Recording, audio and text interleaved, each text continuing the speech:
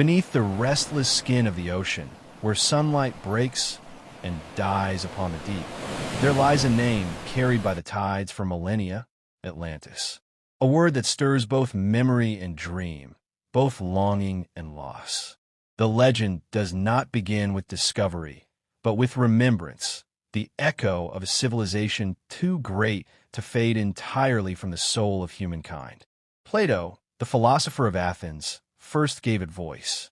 In his dialogues Timaeus and Critias, written nearly 2,400 years ago, he spoke of a vast island empire lying beyond the Pillars of Heracles, the narrow strait we now call Gibraltar.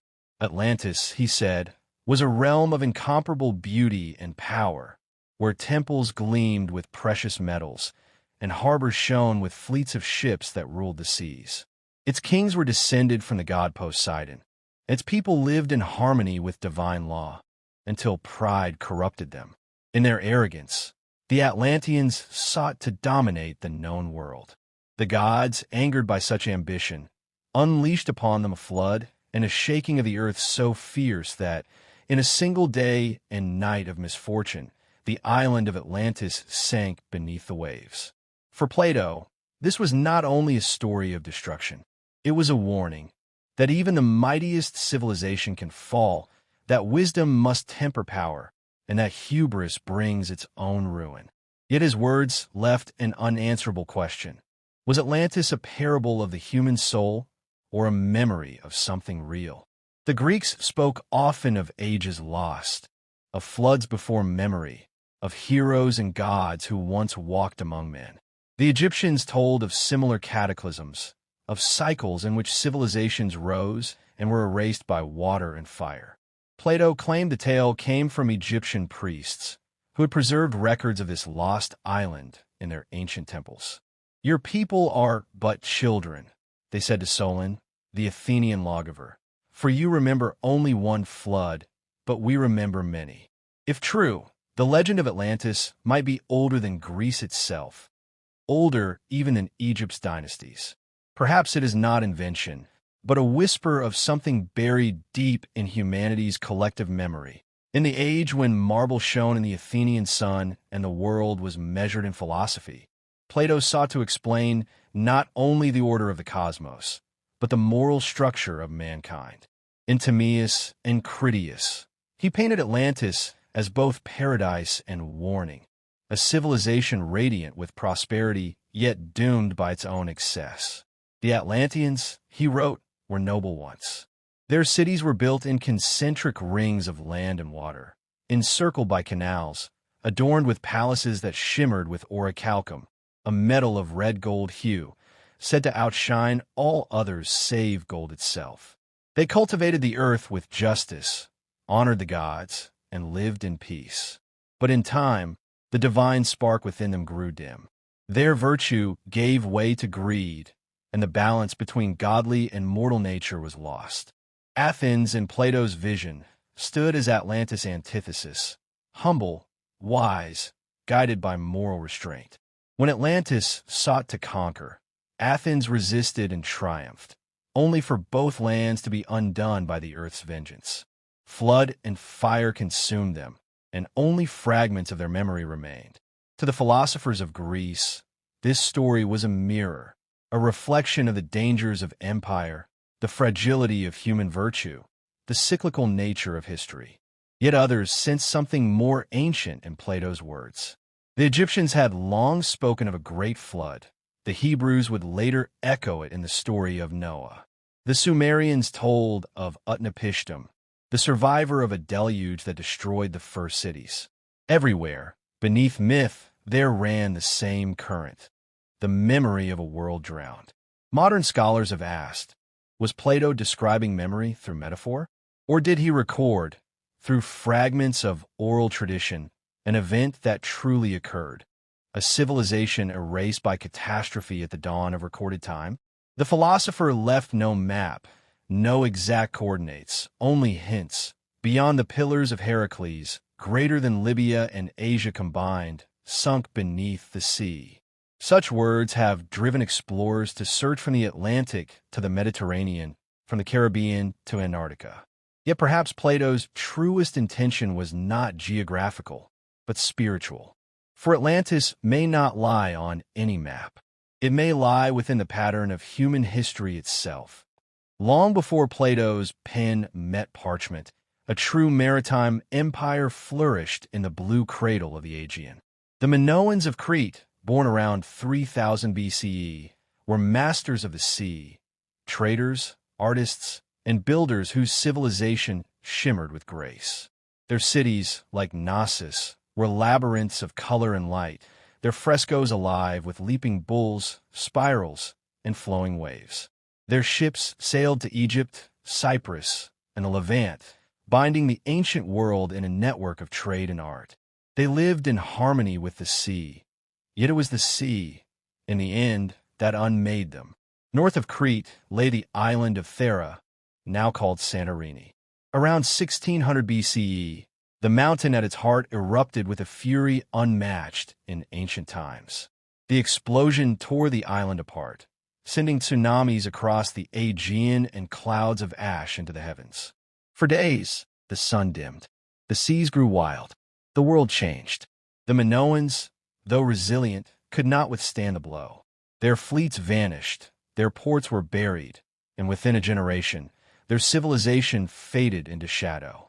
But their memory endured, in fragments of story, in ruins reclaimed by vines, in whispers carried by sailors and merchants who spoke of a radiant island consumed by fire and water.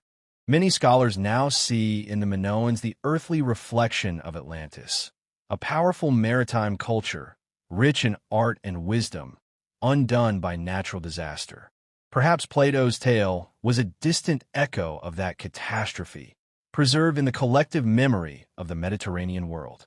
If so, then Atlantis was not beyond the pillars of Heracles, but at the heart of the Aegean, a reminder that even paradise can perish. The sea does not forget. It holds within its depths the bones of empires and the dreams of mankind. As waves break upon the shores of Crete, one might still hear, in the rhythm of the surf, the ancient heartbeat of Atlantis, the empire that rose from the sea and to the sea returned. If Greece gave Atlantis its voice, then Egypt may have given it its memory. From the temples of Sais, on the banks of the Nile, the priests of Neith were said to guard the oldest histories of the world, records written not on parchment, but on stone, tracing dynasties beyond the reach of human recollection. It was here, according to Plato, that the Athenian lawgiver Solon heard the tale of Atlantis from the high priests themselves. The destruction of Atlantis, whether mythic or real, was but one turning of that cosmic wheel. The priests saw it not only as a tale of geography, but as a cosmic truth that civilizations, like men, are born from divine order and perish in moral decay. The Nile Valley itself bore witness to great floods. Every year, the river rose and fell, renewing the land with its gift of silt. Yet older stories spoke of waters that once drowned kingdoms, of ancient cities swallowed whole. The Egyptians revered this balance, chaos and order, flood and rebirth, and in that eternal rhythm, the story of Atlantis found a natural home. In later centuries, Greek travelers, mystics, and philosophers sought to reconcile the Egyptian and Hellenic worlds. They came to believe that beneath every Egyptian temple, beneath every myth, lay an older truth, the wisdom of a forgotten golden age. Herodotus wrote of mysterious islands in the far west. The priests of Heliopolis spoke of visitors from across the sea who once brought knowledge to mankind. Could these be echoes of the same vanished race?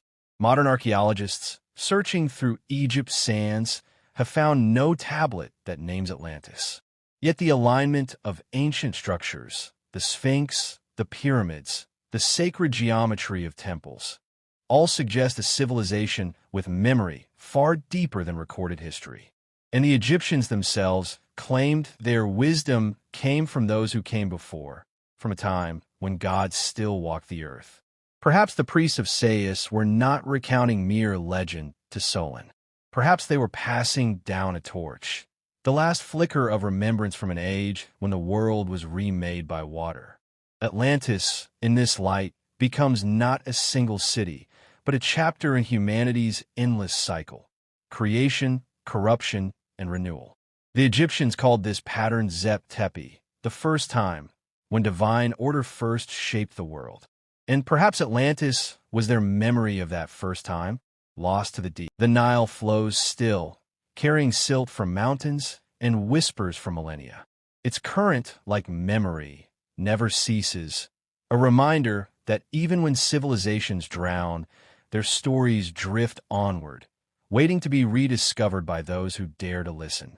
Across the world, in cultures that never met, the same story repeats: a world drowned by water, a handful of survivors, a rebirth from the ruin. In the cuneiform tablets of Mesopotamia, the Epic of Gilgamesh speaks of Utnapishtim, who built a vessel to survive the wrath of the gods. In the Hebrew scriptures, Noah's Ark carries the same echo: salvation from the flood. In the temples of India, Vishnu descends as a fish to warn Manu of the coming deluge. In the myths of the Americas, of Polynesia, of Northern Europe, the refrain endures: once the earth was cleansed by the sea. Can so many stories, born of peoples oceans apart, be mere coincidence? Or do they preserve fragments of a shared memory, an ancient catastrophe written upon the human soul? Geologists speak of the end of the Ice Age, around 12,000 years ago, when melting glaciers raised the seas by over 100 meters. Vast tracts of land vanished. The coastlines of the world were redrawn. Whole continents shrank beneath the tide. Perhaps in that era, human settlements, primitive yet flourishing, were swept away. To those who survived, the event would have seemed divine judgment, and in the long retelling, it became myth. This moment, around 10,000 BCE, is the very date Plato gives for the destruction of Atlantis. Could it be that his tale preserves a genuine echo of that global transformation? When he wrote of a single day and night of misfortune, was he recording the last gasp of a prehistoric world drowned beneath the rising seas? The drowned continental shelves of the Atlantic hide mysteries yet unexplored. Off the coasts of Cuba, the Bahamas, and Spain, divers have found stone formations, steps, terraces, and roads that seem too regular to be natural, yet too ancient to belong to any known civilization. Off the shores of India, in the Gulf of Kumbat, sonar has revealed patterns of submerged ruins older than the Indus Valley itself. Could these, too, be remnants of forgotten ages, pieces of the same vanished chapter that Plato called Atlantis? The flood, then, may not have been a single event, but a long unfolding. 1,000 years of rising waters, earthquakes, volcanic fire, and the slow erasure of the first coastal cities of humankind. The survivors, scattered and humbled, carried with them stories of the world before, of shining cities, of gods and kings, of punishment and renewal. And thus, the legend of Atlantis drifted like a phantom across the tides of history. The Middle Ages shrouded it in silence, yet the age of exploration rekindled its flame. As ships sailed west across uncharted waters, the dream of a lost world beyond the horizon burned bright once more. In the 15th and 16th centuries, when Columbus and Magellan ventured into the unknown, many believed they were sailing toward the remnants of Atlantis. The new lands of the Americas, rich, strange, and vast, seemed the natural home for the ancient island empire. Could these continents be fragments of the world Plato described? Could the great mountains and jungles conceal the ruins of that sunken kingdom? The Renaissance transformed Atlantis from a moral allegory into a mystery of geography. Scholars pored over Plato's words, searching for hidden codes and astronomical clues. Mapmakers etched phantom islands in the Atlantic, Antilia, High Brazil, the Isle of Seven Cities, each a ghostly echo of the lost realm. In their drawings, the ocean became a tapestry of memory, half truth, half imagination. Then came the dreamers of the modern age. In the 19th century, the American congressman and writer Ignatius Donnelly gave the myth new life. In his book Atlantis, The Antediluvian World, 1882, he claimed that Atlantis was the source of all ancient civilizations, that its survivors founded Egypt, the Mayan kingdoms, and the myths of Greece itself. To Donnelly, Atlantis was the mother of history, destroyed by cosmic catastrophe, but living on in the heritage of mankind. His ideas, though dismissed by academia, ignited the imagination of millions. They shaped the birth of modern archaeology, the rise of occult mysticism, and the romantic belief in an ancient world of lost wisdom. Explorers scoured the Atlantic seafloor, the Caribbean, the Mediterranean, each believing the next discovery would unveil the city beneath the sea. In the 20th century, the legend found new forms. Edgar Cayce, the sleeping prophet, claimed to have seen Atlantis in trance visions, an empire of crystal power and flying machines, whose destruction came through misuse of divine energy. Writers like Charles Berlitz and filmmakers of the modern era transformed Atlantis into both prophecy and warning, a mirror for our technological hubris, our hunger for mastery over nature. Each age reshaped Atlantis in its own image. To the Greeks, it was moral philosophy. To the Egyptians, divine memory. To the Victorians, a cradle of civilization. To the modern world, a symbol of human transcendence and loss. Yet in all forms, the message endures that every empire, no matter how luminous, must answer to the sea. Perhaps Atlantis was never a single place. Perhaps it is the sum of all that humanity has forgotten, the wisdom drowned by time, the harmony lost to greed, the eternal yearning to return to what we once were. For centuries, the mystery of the lost island was bound to the ocean itself. Plato's words, "Beyond the Pillars of Heracles," pointed to the vast Atlantic, a sea once feared by ancient sailors. It was here many believed that an entire landmass had once risen and fallen. Long before science could measure the depths, poets and explorers imagined a vanished continent, a bridge between worlds swallowed by the capricious earth. In the 19th century, when the science of geology began to unfold, a new perspective emerged. The discovery of continental drift and the mapping of mid-ocean ridges revealed that the Atlantic Ocean had not always existed as it does now. Once, the continents of Europe, Africa, and the Americas had been joined. Over millions of years, they drifted apart, creating the deep rift that divides them today. Could Atlantis have been a remnant of that ancient land, submerged as the tectonic plates tore the world open? Modern oceanographers have charted the Atlantic's floor, the mid-Atlantic ridge, a vast mountain range stretching from the Arctic to the Antarctic, hidden beneath miles of water. Some early researchers, like the French explorer Pierre Termier, noted that parts of this ridge appear to have once risen above sea level. Black cliffs and steaming vents whisper of creation and destruction intertwined. For some, these islands are the last remnants of Atlantis, the surviving summits of a continent that once was. Yet geology speaks with the patience of eons. The timescales of tectonic change are vast, far beyond the lifespan of civilizations. And so, the mystery deepens. If Atlantis existed, it could not have been a continent lost to plate tectonics alone. Its fall must have been swifter, more sudden, like the wrath of the gods that Plato described. Perhaps then, the truth lies not in continents, but in catastrophe, in sudden violence rather than slow decay. Volcanic explosions, earthquakes, tsunamis, and the melting of ice could together create the illusion of a world swallowed overnight. And in the fragile dawn of humanity, when knowledge was myth and memory was sacred, such an event would become immortal in story. The Earth's crust bears scars of unimaginable age. Beneath the ocean's depths lie traces of cities and landscapes older than written history. The sea, ever-changing, hides as much as it reveals. It is not only water that covers Atlantis, it is time itself. To study the Earth is to realize that civilizations are not masters, but guests upon its surface. The same ground that nurtures us may one day open, shift, and reclaim its gifts. In the bones of the planet lies both the truth of Atlantis and the prophecy of every world yet to come. Among the most tantalizing mysteries of Atlantis is not only how it fell, but what it possessed before it vanished.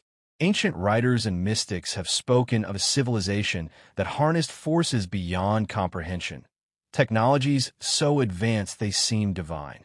Plato described Atlantis as a realm of extraordinary order and abundance. Its people mastered architecture, irrigation, and metallurgy beyond the known world. The central island shone with power, canals cut through the land, towers glistened in orichalcum, and temples rose higher than any of Athens. To later ages, such wonders hinted at something greater than human ingenuity. In the modern era, some have imagined that the Atlanteans possessed a form of lost science, perhaps a mastery of energy drawn from the earth itself. The mystic Edgar Cayce spoke of crystal power, immense conduits of energy that provided light and motion, capable of lifting ships and splitting stone. In his vision, the destruction of Atlantis came not by divine punishment, but by human folly, an accident of technology too great for its keepers to control. In the myths of later civilizations, we find echoes of such forgotten mastery. The Egyptians wrote of divine fire harnessed by the gods. The Vedic texts of India speak of the Vimanas, flying chariots of thunder that moved through the sky. The legends of South America tell of shining beings who came across the sea with tools of light. Could these tales, scattered across the world, share a single root, the memory of a lost age of knowledge? Archaeology offers no machines, no artifacts that confirm such marvels. Yet in the stones of ancient temples, in the precision of megalithic structures across continents, one senses the same enigma. How did early humanity achieve such monumental mastery? The alignment of the pyramids, the engineering of Stonehenge, the sculpted perfection of Machu Picchu, all raise the same question that haunts the legend of Atlantis. What did we once know that we have since forgotten?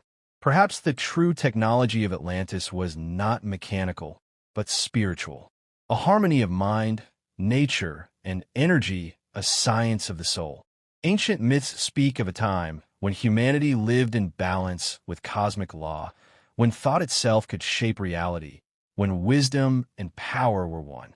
If that harmony was lost, if the Atlanteans turned knowledge into dominion, their fall becomes not a mystery of physics, but of pride. The engines of the gods became weapons, the light turned against its keepers, and the world was cleansed by water to begin anew. Whether we take this as allegory or memory, the meaning endures. Every age, including our own, dances on the edge of discovery and destruction. Atlantis warns that no civilization, however enlightened, is immune to the consequences of its own ambition. Atlantis was more than city and stone. It was a reflection of cosmic order. In Plato's account, its architecture followed divine geometry. Circles within circles, land and water woven in perfect balance. To the ancients, such harmony was not aesthetic but sacred, a mirror of the universe itself. Across ancient civilizations, this pattern reappears. The Egyptian temples of Luxor, the Mayan pyramids of Chichen Itza, the city plans of the philosopher Proclus, writing centuries after Plato, claimed that Atlantis had indeed existed and that remnants of its teachings survived in Egypt and beyond. He believed the geometry of sacred architecture, the harmony of circle, triangle, and square, was a memory of Atlantean wisdom. Through proportion, man could mirror the cosmos and, in doing so, approach the divine. Modern researchers have found that ancient monuments often encode advanced astronomical knowledge. The Great Pyramid aligns with true north to a precision that defies its age. The temples of Angkor what mirror the constellation of Draco. Stone circles in Britain and Ireland mark lunar and solar cycles with perfect regularity. The same pattern appears again and again, as though humanity remembers something it cannot fully recall, a blueprint written in the stars. In myth, Atlantis was a land where heaven and earth were one. The city itself symbolized the cosmos, concentric circles of land and sea representing unity, the divine center surrounded by the material world.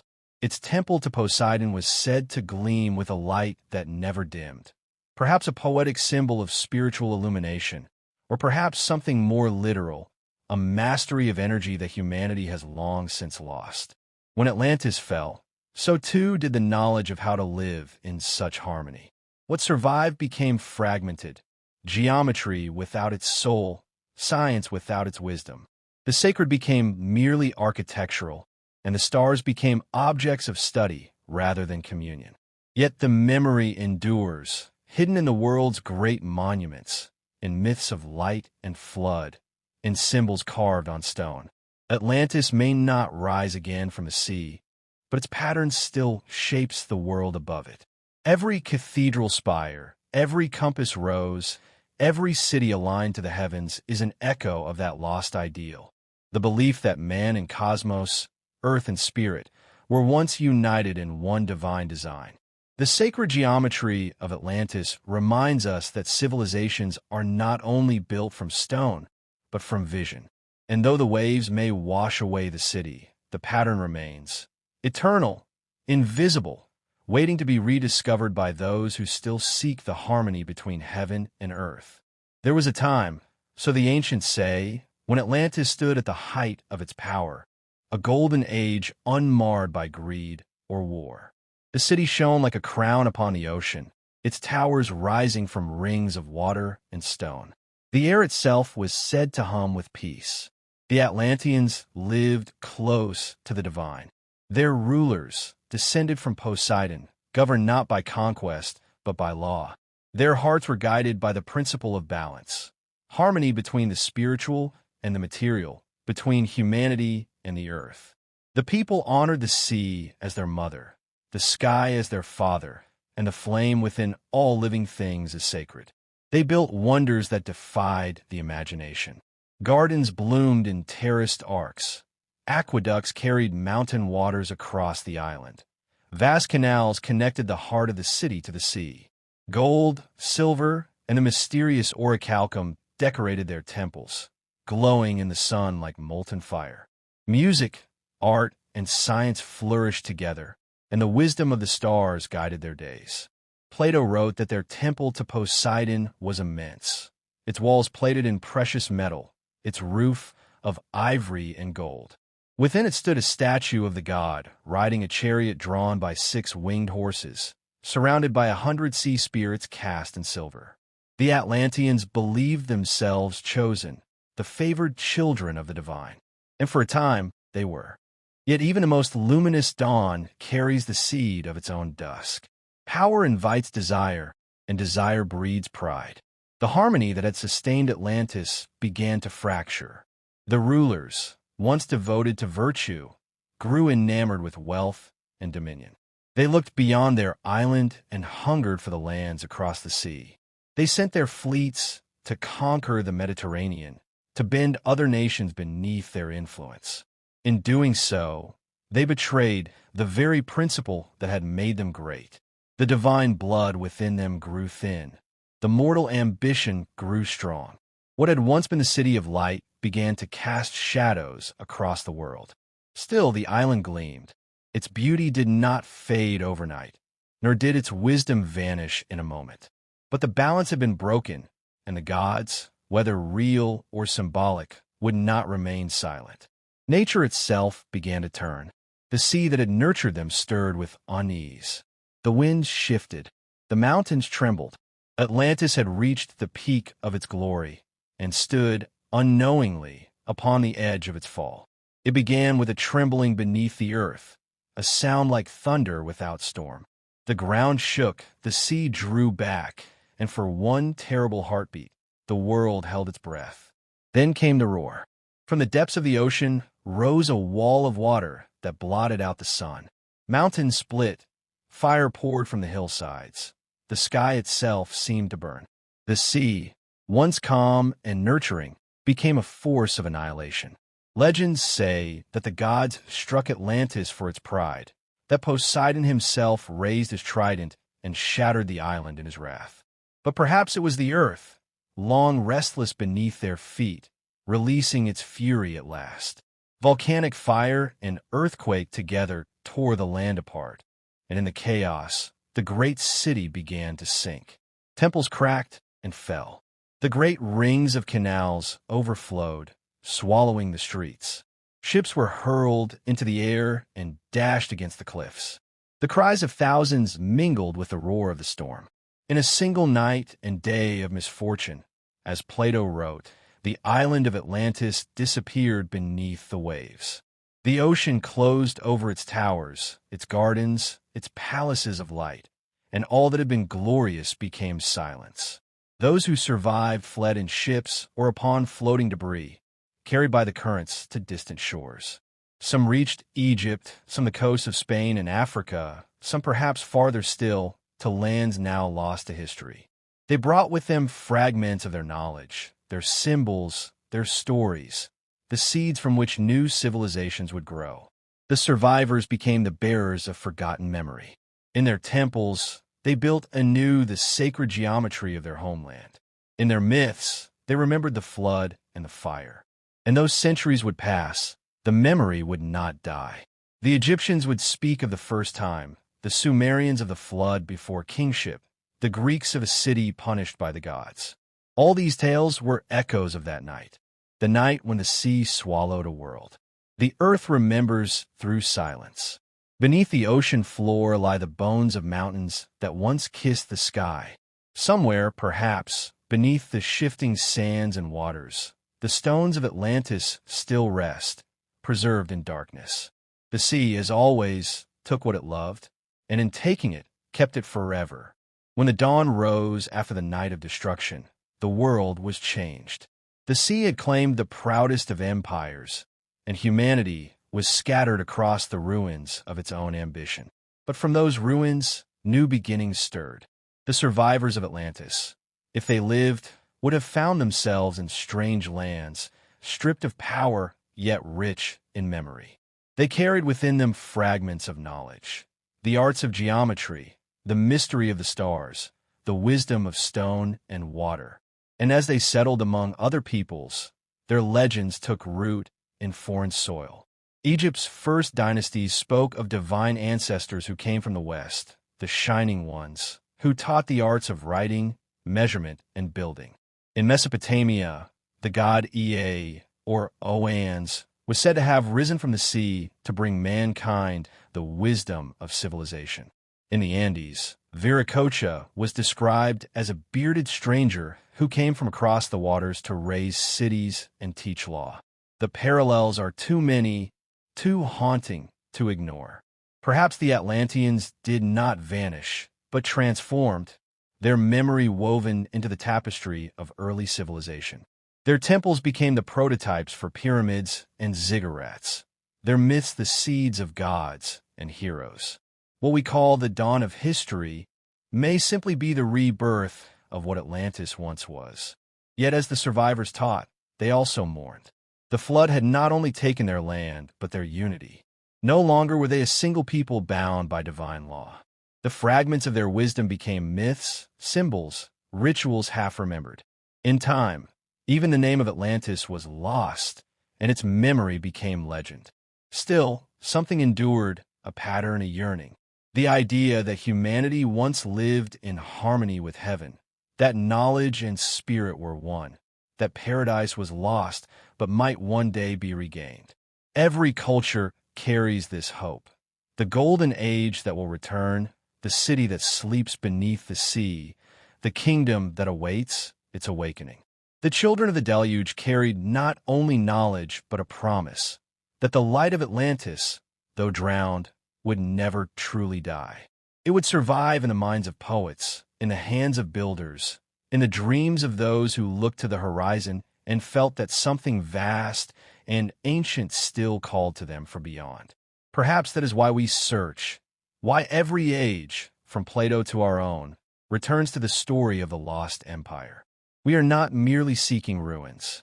We are seeking ourselves and the part of us that remembers when the world was whole. The sea took Atlantis, but did not take its soul. For though stone can drown, wisdom floats, carried in symbols, songs, and the unbroken chain of human curiosity. In every corner of the ancient world, traces of a forgotten science appeared like embers scattered from a single fire. The Egyptians mastered sacred geometry and celestial alignment. The Sumerians charted the heavens with precision. The Maya, halfway across the world, calculated solar and lunar cycles with uncanny accuracy. The Greeks rediscovered mathematics, architecture, and philosophy as though awakening from a dream already dreamt. Could these sparks come from a single, ancient flame? Mystics through the ages have believed so. They spoke of a secret current, an inheritance of knowledge passed through the priesthoods of Egypt, the philosophers of Greece, the mystics of Persia, the Druids of the West. Beneath every temple, behind every myth, they claimed, lay the same truth. Humanity once knew harmony with the divine and lost it. That harmony was Atlantis. The idea was preserved in whispers, among the Hermetic orders of Alexandria, in the oracles of Delphi, in the sacred rites of Isis and Osiris. All spoke of a hidden wisdom, a light beneath the waves of time. When the Library of Alexandria burned, 1,000 scrolls vanished into smoke, yet rumors persisted that fragments of Atlantean lore survived, smuggled east to Babylon, west to Carthage, north to the Druids of Albion. Even Plato's own academy was said to hold mysteries beyond philosophy, drawn from Egypt's priests, the last echoes of a world that had fallen before history began. As centuries turned, these ideas became the foundations of alchemy and mysticism. The Emerald Tablet of Hermes Trismegistus, said to contain the secret of transformation, bore the Atlantean creed. As above, so below. The microcosm mirrors the macrocosm. Man reflects the universe. The same law that governs the stars governs the soul. In that phrase lies the heart of Atlantis, a civilization built upon balance between heaven and earth.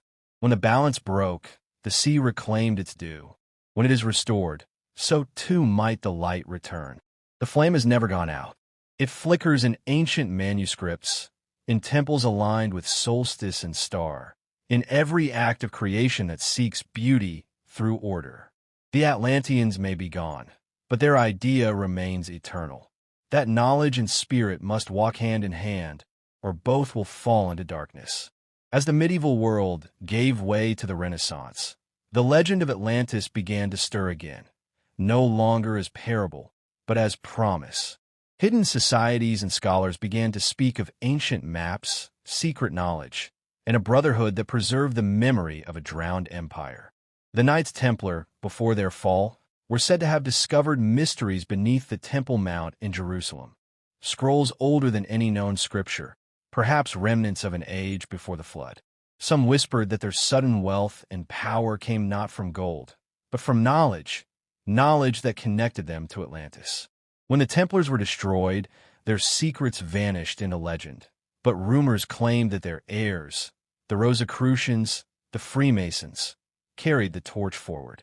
During the Renaissance, explorers, cartographers, and mystics revived the Atlantean dream with feverish passion. Old maps, the Piri Reis chart of 1513, the Orontius Phineas map of 1531, depicted Antarctica free of ice, centuries before it was known to the modern world. How could they show coastlines buried beneath glaciers unless drawn from sources long forgotten? Were they, as some claimed, copies of Atlantean charts passed down through secret archives? At the same time, philosophers sought Atlantis not in geography, but in the human soul. Francis Bacon's New Atlantis imagined an island where science and spirituality thrived together, a utopia of knowledge without tyranny. Bacon's vision became the seed of modern empiricism, yet beneath his prose lingered a quiet reverence for the myth's hidden power. He was not inventing Atlantis anew. He was remembering it. The age of exploration pushed the boundaries of the known world, and every new discovery seemed to promise the return of the old one. When Columbus sailed west, he carried with him not only royal commission but a secret conviction. that the lands beyond the horizon might be the remnants of Plato's lost empire. The Caribbean, the Azores, the Americas, all were at one time named by scholars as pieces of Atlantis reborn. But beneath all these searches lay something deeper, a hunger for origin. Mankind, having mapped the earth, began to seek its own beginning. Atlantis became a symbol for the lost source of knowledge, a civilization that mastered the union of science and spirit, and whose fragments we inherit in partial form. The secret orders and the maps they guarded kept the legend alive, not as mere myth, but as a blueprint. For those who believed, Atlantis was not just history, but destiny, the pattern that civilization must one day rediscover if it is to rise again. By the dawn of the 19th century, the world was changing faster than ever before. Steam, steel, and science have replaced myth and magic. Yet even in an age of reason, the legend of Atlantis refused to die. It adapted, taking on new meaning for humanity, once again reaching for the secrets of creation. In 1882, an American congressman named Ignatius Donnelly published Atlantis, the Antediluvian World. It was a work of both scholarship and imagination, and it reignited the world's fascination with the lost empire. Donnelly argued that Atlantis had once been a real, global civilization, the source of all ancient cultures, the mother of mankind. The pyramids, the Mayan temples, the ruins of the Old World, all, he claimed, were echoes of a single forgotten origin. His book electrified the world. Scientists scoffed, theologians frowned, but dreamers listened. Atlantis entered the modern age, not as parable or mystery, but as the missing chapter of human history. Explorers set sail in search of its remains. Scholars compared myths across continents. The sea once again became a map of possibilities. In the 20th century, the myth took on new forms. The psychic Edgar Cayce described visions of Atlantis as an empire of light, powered by crystals that harnessed the energies of the earth. He spoke of its fall through misuse of that power, and of souls reborn in our time to complete what had been lost. To his followers, Atlantis was both past and prophecy. Others sought evidence beneath the waves. Off the coasts of Bimini, the Bahamas, and the Mediterranean, divers found strange stone formations, geometric patterns, and roads of coral-encrusted blocks. Were they natural, or were they the bones of a city that the sea had claimed long ago? Films, novels, and scientific expeditions carried the myth forward. To some, it became a story of alien visitors and ancient technology. To others, a timeless metaphor for human arrogance. Yet whatever form it took, Atlantis endured. It spoke to something primal in the human soul, the belief that knowledge once lost can be found again, that the past is not entirely gone, and that beneath our progress still lies the echo of paradise. The age of rediscovery was not merely about finding a city beneath the waves. It was about remembering what Atlantis had always represented: the dream of perfection, the harmony between knowledge and virtue, the yearning to rebuild what time had broken. And so, from the ashes of myth rose a new conviction, that perhaps the real Atlantis had never truly vanished, but lived on in us, in our pursuit of truth, our defiance of oblivion, and our endless desire to reach beyond the horizon. The 20th century gave humanity new eyes, machines that could see beneath the waves, that could measure the ocean floor once thought unfathomable. For the first time since Plato set ink to papyrus, the mystery of Atlantis could be explored not by dream, but by data. In 1912, the theory of continental drift emerged from the mind of Alfred Wegener. It was the first hint that the world itself was alive, that the lands of Earth moved slowly, eternally. Soon after came the age of sonar, of bathymetric maps, and deep-sea expeditions. The floor of the Atlantic was revealed like a living landscape, scarred by mountains, trenches, and ridges as vast as any on land. At the center lay the mid-Atlantic ridge, a spine of volcanic peaks stretching from Iceland to Antarctica. To those who still believed, it seemed the very bones of Atlantis rising from the abyss. Some explorers claimed to see remnants of terraces, roads, and geometric shapes among the basalt. Others dismissed these as illusions of shadow and stone. But the possibility, the dream, refused to sink. Then came the discovery of the Bimini Road in the Bahamas in 1968. Divers stumbled upon long rows of rectangular stones, fitted together like ancient pavement, submerged in shallow turquoise water. The formation stretched nearly half a kilometer, too regular, too deliberate to be easily explained. Was it natural geology or the work of forgotten builders? The world watched, divided between skepticism and wonder. For many, the Bimini Road was the long-awaited proof that Plato's story had been memory, not myth. For others, it was simply another chapter in humanity's romance with the impossible. Further discoveries followed: the submerged structures of Yonaguni off Japan, the ruins in the Gulf of Kambata off India, and the sunken city of Pavlopetri near Greece, dating back 5,000 years. Each discovery deepened the mystery. None matched Plato's description exactly, yet each revealed the same truth. Civilization is older and more fragile than we once believed. The age of exploration gave way to the age of satellites, and now, from orbit, the Earth reveals its ancient scars. Traces of coastlines long drowned, riverbeds beneath the Sahara, and patterns on the ocean floor hint that the map of our planet has never been fixed. The world of 12,000 years ago, Plato's time of Atlantis, was a different world indeed. Atlantis may not have been one city, but many, an age, a network of cultures erased by the rising seas of the last ice age. In this light, Plato's words become less allegory than memory, less myth than mosaic. Every sunken ruin we find, every forgotten city reclaimed from sand or sea, may be one more fragment of that greater whole, the story of the first great world that fell. And so the search continues, not for confirmation, but for connection. For to seek Atlantis is to trace the shape of our own beginnings, carved deep beneath the blue. What is it about Atlantis that refuses to fade? Why does the heart quicken at the mention of its name? It is not merely the promise of lost gold or vanished towers. It is something deeper, a yearning for perfection, for a time when humanity lived in harmony with itself and with the world. To the mystics of every age, Atlantis is not simply a place but a state of consciousness, a memory buried within the collective human soul. They teach that the story is a mirror, reflecting both our greatest potential and our greatest flaw.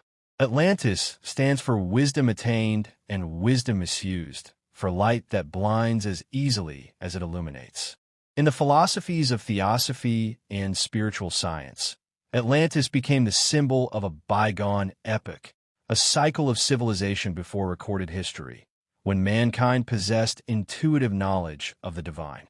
In this vision, the Atlanteans fell not only because of material corruption, but because their spiritual vision clouded.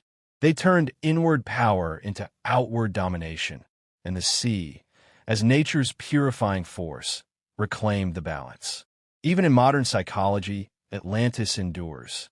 Carl Jung saw such myths as expressions of archetype, truths older than reason, born from the collective unconscious. To dream of Atlantis is to dream of the lost wholeness within oneself. The ocean, vast and unknowable, becomes the mind's own depth, the mystery that lies below the surface of consciousness. Artists and poets have long understood this. To them, Atlantis is beauty and melancholy, promise and loss. Shelley, Nietzsche, and Yeats each invoked its ghost, the vision of a civilization that achieved everything but could not save itself. Painters and composers echoed the same longing, the shimmer of a light just beyond reach, the music of something half-remembered and divine. Every age finds its own Atlantis. To the ancients, it was a warning. To the mystics, a memory. To us, perhaps, It is a dream of what we might still become. For the myth endures because it speaks to the essence of being human. Our endless pursuit of meaning, our hunger for the eternal, our refusal to accept that paradise, once lost, is lost forever. The spirit of Atlantis lives not beneath the sea, but within every mind that dares to seek, to build, to imagine anew. Modern science has given us tools the ancients could not dream of. Satellites that map the abyss, sensors that listen to the slow heartbeat of the Earth. Yet for all our progress, the question remains unchanged. Did Atlantis exist? The answer, perhaps, depends on what one means by existence. Archaeologists have found no single city that matches Plato's vision. Yet everywhere, we find pieces of it. Fragments of walls in the depths, myths of floods from every shore, alignments of ancient temples that defy coincidence. It is as though humanity itself has been haunted by one recurring dream, the memory of a world that once was and could be again. Some geologists point to the collapse of the Santorini volcano, others to the shifting of continental shelves, others still to the flooding of the Black Sea around 5600 BCE, when the Mediterranean burst through the Bosporus and drowned vast lands. These are facts, measurable and real. But facts alone cannot explain why the story endures, why it stirs such yearning in the human heart. Atlantis has become a mirror for the age that seeks it. In Enlightenment, it was the rational utopia. In the 19th century, the cradle of civilization. In the 20th, a vision of technological glory and destruction.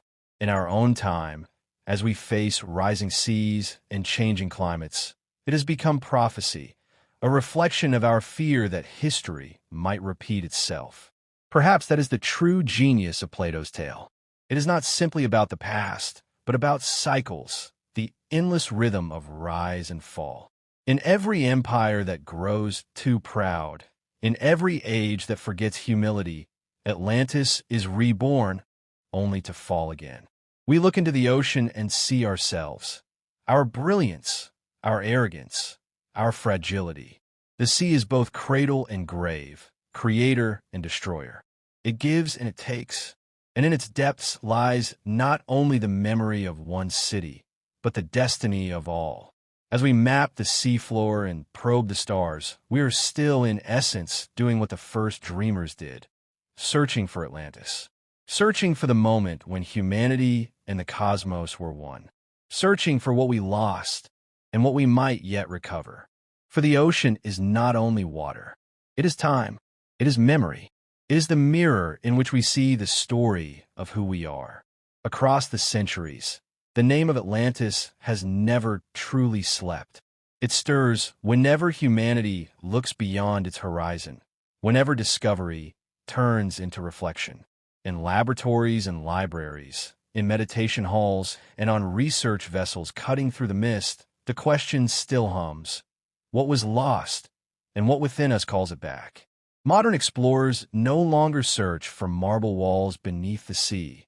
They seek understanding. In the layering of sediments, they read the stories of vanished coastlines. In genetic and linguistic trails, they trace migrations that began before recorded time. A new picture of the deep past is forming, one in which scattered peoples endured the upheavals of a changing planet and carried fragments of culture from shore to shore. The old myth begins to sound less like fantasy and more like remembrance through metaphor. Even in the age of satellites, wonder persists. The cameras that peer into the ocean's trenches reveal life luminous and strange, thriving in darkness. Every discovery there rewrites the boundaries of possibility. The sea, once seen as a tomb, becomes a library written in pressure and silence. In its depths, our instruments recover the voices of ancient currents, the pulse of tides older than humankind. Science, too, has begun to speak the language of cycles. Civilizations rise, collapse, and return in new form. Ecosystems balance and break and mend again. Plato's vision, stripped of myth, becomes a truth of systems and time. That arrogance toward nature brings consequence. That wisdom requires humility before forces greater than ourselves. As the 21st century unfolds, our own world feels strangely Atlantean. Cities rise from the coasts in towers of glass and light. Technology draws energy from atom and sun. Communication circles the globe in an instant. Yet beneath the progress, the planet trembles. The ice melts, the seas swell, the storms grow stronger. The same sea that birthed us begins to test our memory. In this reflection, Atlantis awakens not as a ruin, but as a warning. The story repeats because we are still inside it. Our achievements mirror the island's brilliance. Our risks echo its fall. The legend's endurance is a message written across ages. Learn from the water or be claimed by it. But there is also hope in remembrance. To remember Atlantis is to recall not only collapse, but potential. The dream of harmony between knowledge and virtue, of a civilization guided by wisdom rather than greed. That dream is not dead. It stirs whenever compassion outweighs conquest, whenever curiosity outpaces fear, whenever creation serves life instead of power. Atlantis, then, is not behind us. It waits ahead, reborn each time humanity chooses balance over domination. The memory is awakening, not from the sea, but from within. The ocean lies vast and silent, yet within its silence, everything endures. The continents shift, the stars wheel through their endless arcs, and still the waves repeat their ancient vow. What is lost shall one day be found. Atlantis has become more than legend. It is the shadow of every age that seeks perfection and the light of every age that rebuilds after ruin. It is the mirror of civilization itself, showing us that creation and destruction are the twin hands of the same destiny. In the story's beginning, a golden island gleamed in purity. In its middle, pride corrupted it.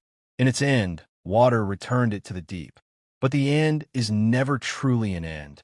The sea that drowned Atlantis also preserved it, turning its stones into coral, its memory into myth, its tragedy into teaching. From that teaching, humanity learned to measure its own heartbeat against the rhythm of the earth. Each generation that has searched for Atlantis has, knowingly or not, sought its own redemption.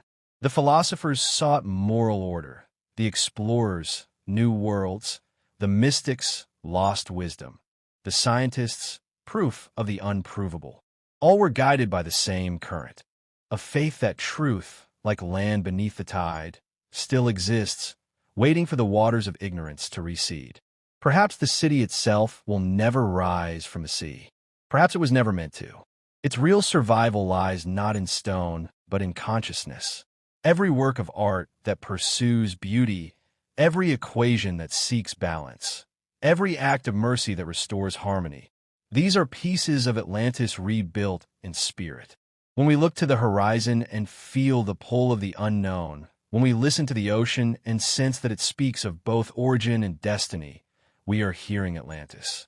It whispers through the crash of waves. Remember, rebuild, renew.